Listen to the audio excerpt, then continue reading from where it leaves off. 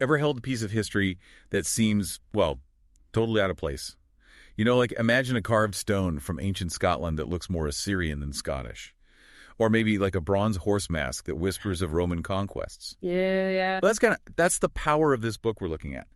A History of Britain at the Edge of the World by Simon Schama. It really it shatters this whole myth of Britain as just, an island nation. So get ready for a deep dive into all those unexpected twists and turns that shape the island nation we know today. Yeah, Schama, he really dismantles this island story idea. Like, he reveals just how deeply connected Britain's always been with continental Europe. It's all about culture exchange, political alliances, and, some pretty fierce conflicts. Yeah, for sure. And, one of the most surprising examples is, his discussion of the Picts. You might picture them as like these simple barbarians, right? But their carvings are so intricate. I mean, with all this knotwork that kind of reminds you of Assyrian art. It really tells a different story. It makes you question that whole oversimplified civilized versus barbarian thing, doesn't it? It really does, yeah. And, this whole idea of challenging assumptions keeps going with Schama's exploration of Roman Britain. I mean, he shows us that Hadrian's Wall wasn't just a barrier to keep out northern tribes. Right. The Romans, they had a more pragmatic approach. It was about controlling trade and taxing it. I see, yeah. Which kind of suggests a more nuanced view, of their frontier management. So it was less about, keeping people out and more about, managing the flow of goods and, of course, making some money along the way. Yeah. It seems like that economic motivation, it kind of plays a big role throughout British history, right? Connects these different eras in surprising ways. It definitely does. And, Schama then, he takes us through the Roman withdrawal, the arrival of Anglo-Saxon groups, and then the rise of Christianity. I mean, he delves into the historical basis of, the Arthurian legend. Yeah. And demonstrates how these myths, they're often rooted in real events. Right. It's amazing how these legends, they shape a nation's identity, for centuries. And what really struck me was Schama's emphasis on gradual cultural assimilation during this time. Yeah. So, despite all these epic stories about Anglo-Saxon resistance, it seems they gradually integrated with the larger Romano-British population. Yeah, precisely. Yeah. This whole integration and adaptation, it's another theme that keeps coming up. I mean, it's a story of all these diverse cultures and influences blending to create what we think of as, British culture today. Right. It's this continuous evolution. Yeah. But then the Vikings arrive, they start raiding, and eventually, they even contribute to the unification of England under people like Alfred the Great and Canute. Right. Yeah. It's kind of a testament to how disruptive forces can sometimes lead to these unexpected outcomes. Totally.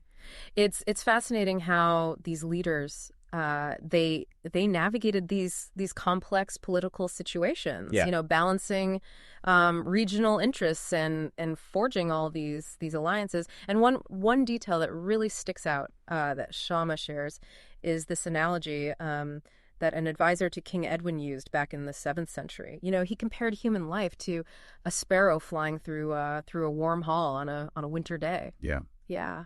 That's really striking. It kind of highlights, those philosophical and religious ideas that were influencing political decisions back then. It's a good reminder that history is about more than just dates and battles. Absolutely. It's about ideas and beliefs too, right? And speaking of pivotal moments, we can't forget about 1066 and the Norman Conquest. Oh yeah, the Norman Conquest was, it was a seismic shift. Yeah. It reshaped English society and culture and even the language. Wow. And Schama, he emphasizes the oath that Harold Godwinson made to William of Normandy, and the fact that there were all these conflicting interpretations of it, and that's really what fueled the conflict. That's really interesting. So this kind of raises a big question. Was Harold bound by that oath, or was he? I don't know. Was he justified in claiming the throne for himself? It really highlights these enduring themes, of legitimacy and the right to rule, and those themes, they kind of echo throughout British history, don't they? They really do. Yeah. The Norman Conquest, it really was like a cultural earthquake. Yeah.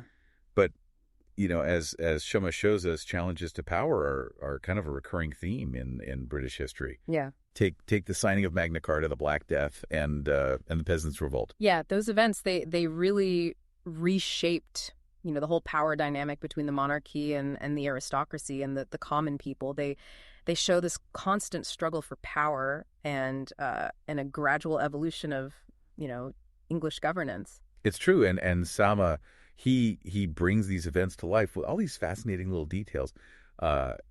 Did you know, for example, that the Peasants' Revolt wasn't actually led by peasants?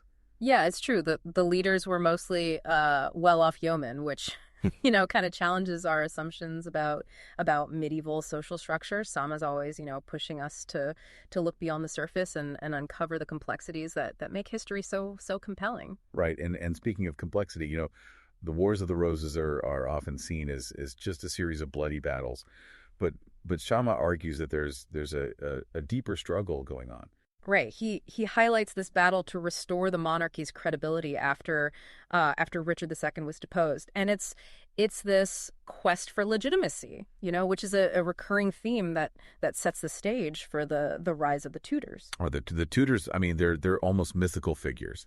Henry VII and Henry VIII, they consolidated royal power and ushered in this period of dramatic change, especially with the English Reformation. Yeah, the Reformation, I mean, it was a seismic shift, and Schama takes us, right into the heart of it. Henry VIII's break with Rome, the establishment of the Church of England, and the impact, all of that had on English society. He even uses St. Mary's Church in Fairford to illustrate how vibrant English religious life was before the Reformation. That's interesting. So it challenges that whole notion of a stagnant, pre-Reformation church, right? And then we come to the iconic Elizabeth I. Yeah. So how does Schama kind of peel back the layers of the myth to reveal the real person? Well, he highlights her, her political brilliance and the challenges she faced as a female ruler, Mm-hmm. and the constant religious tensions, between Catholics and Protestants. He even delves into her personal life a bit, exploring her complex relationship with Robert Dudley and the uproar over her potential marriage to the Duke of Alençon. It's a good reminder that these historical figures, they were real people. Yeah. With complex emotions and motivations. Right.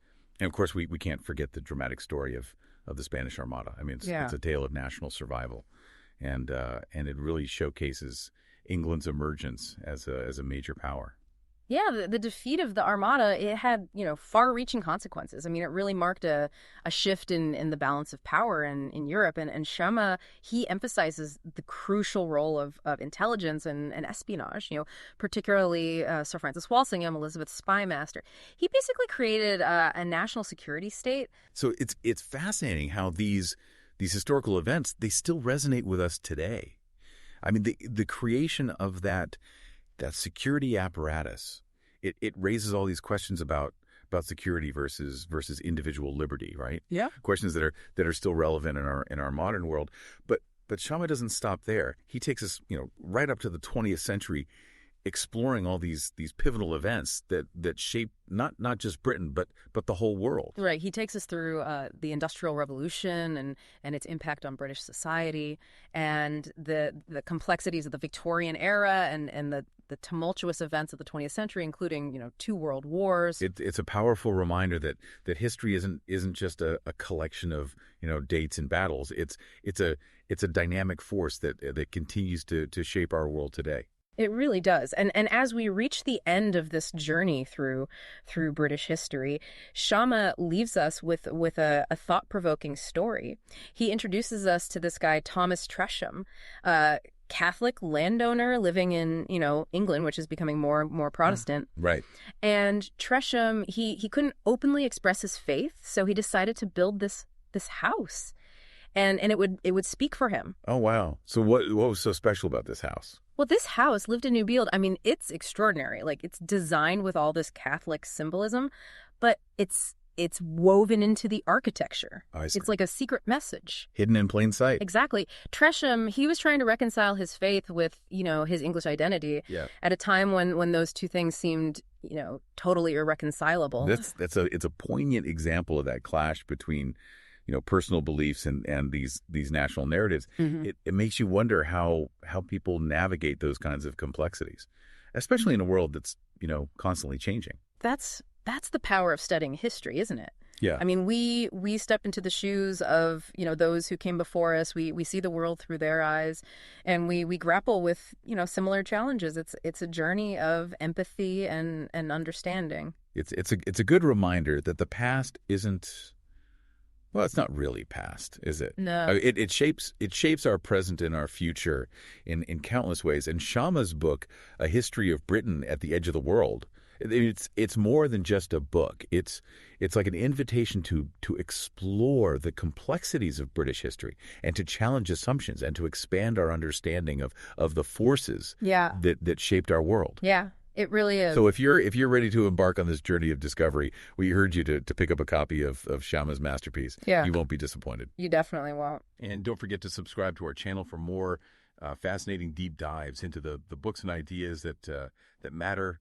Share this deep dive with a friend who loves history, and let us know what stood out to you in the comments below. So you can purchase the book at insert affiliate link